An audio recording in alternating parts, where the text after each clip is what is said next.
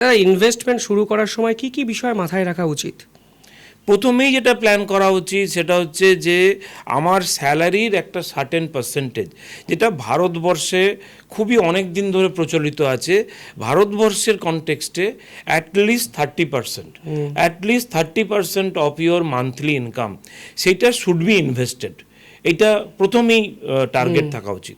ইনভেস্টমেন্টের একটা বিরাট বড় একটা থাম্ব রুল হচ্ছে স্টার্ট আর্লি। যত তাড়াতাড়ি এই অ্যাওয়ারনেসটা আসবে তত তাড়াতাড়ি তার আগামী দিনে পাওয়ার অফ কম্পাউন্ডিংয়ের ফলে তার কর্পাসটা তত বড় হয়ে যাবে আর কি। তো এইটা তো প্রথমেই হবে যে তাকে তার নিজেরই ক্যালকুলেশন করা উচিত। যদি তিনি মনে করেন তাহলে তিনি কোনো বিশেষজ্ঞের পরামর্শ নেওয়া উচিত এবং সেটা স্মুথ ওয়েতে রান করতে দিতে হবে। দাদা, ধরুন 30 বছরের একজন ইনভেস্টমেন্ট শুরু করতে চায়, তাকে কত বছরের গোলটা নিয়ে ঝাঁপানো উচিত অন্তত ইনভেস্টমেন্টের ক্ষেত্রে? একদম খুব ক্লিয়ার কাট ব্যাপার। আপনার সমস্ত ইনভেস্টমেন্টই হবে কিন্তু গোল ওরিয়েন্টেড। যে কোনো মানুষের সমস্ত ইনভেস্টমেন্ট হবে গোল ওরিয়েন্টেড। তো ধরুন তার একটা গোল অবশ্যই থাকবে যে 30 বছরের মানুষ, তিনি যদি টার্গেট করলেন যে 40 বা 42-এ গিয়ে আমি একটা বড় আবাসন, বড় ফ্ল্যাট বা কিছু কিনবো, তো তার জন্যে অবশ্যই তিনি পুরো টাকা ক্যাশ টাকায় কিনবেন না। তো তার জন্য তার একটা প্ল্যানিং থাকা উচিত যে এটা আমার 10 বছর 12 বছরের জন্য গোল রইল। নেক্সট একটা প্ল্যান অবশ্যই থাকতে পারে তার সন্তানের হায়ার এডুকেশন, তার সন্তানের ম্যারেজ। তার জন্য তিনি একটা টার্গেট করে নিলেন যে এইটা একটা ইনভেস্টমেন্ট হলো, এইটা ওই কাজে লাগবে। হায়ার এডুকেশন আজকালকার দিনে আমাদের দেশেও কস্টলি। কিছুদিন আগেও আমরা বলতাম যে বিদেশে আপনি আপনার সন্তানকে পড়াতে নিয়ে যাবেন, তো দ্যাট ইজ ভেরি কস্টলি। এটা তো ঘটনা, এটা তো আজকের দিনেও সত্যি। আমাদের দেশেও এখন প্রাইভেট ইউনিভার্সিটিগুলো যেখানে খুব চমৎকার পড়াশুনো করানো হচ্ছে, দারুণ দারুণ অত্যাধুনিক সাবজেক্ট পড়ানো হচ্ছে, কিন্তু সেখানেও কিন্তু যথেষ্ট কস্টলি। তো তার জন্য আপনি একদম যত শুরু থেকে প্ল্যানটা করবেন তো তত বেশি ফান্ডটা ক্রিয়েটেড হবে, তো সেই মানুষটা তত আরামে থাকবেন। আর থার্ড অ্যান্ড আরও মানে খুবই ইম্পর্টেন্ট হচ্ছে সেটা রিটায়ারমেন্ট।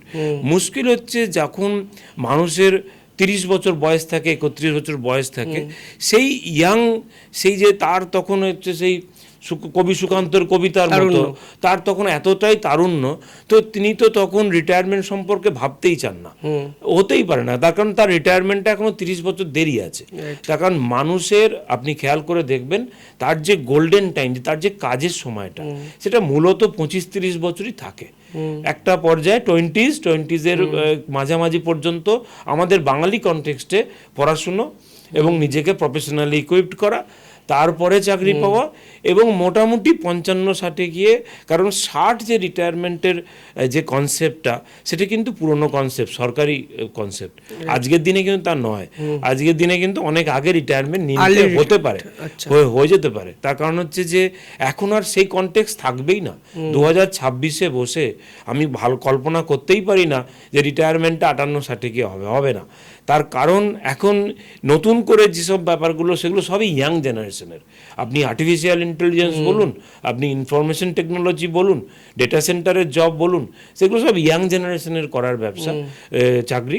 তো সেটা যত মানুষ সিনিয়র হয়ে যাবেন, তো তার ন্যাচারালি তার তখন রিটায়ারমেন্ট নেওয়ার একটা ব্যবস্থা আসবে। তো সেই রিটায়ারমেন্ট কর্পাসটাও তাকে কিন্তু ক্রিয়েট করতে হবে। তাকে 30 বছর বয়সেই আইদার তিনি নিজে করবেন বা কোনো বিশেষজ্ঞের পরামর্শ নেবেন যে আমার রিটায়ারমেন্টের সময় ঠিক কত টাকা আমার লাগতে পারে, তার আইডিয়া কিন্তু একটা ক্যালকুলেট করাই যায়।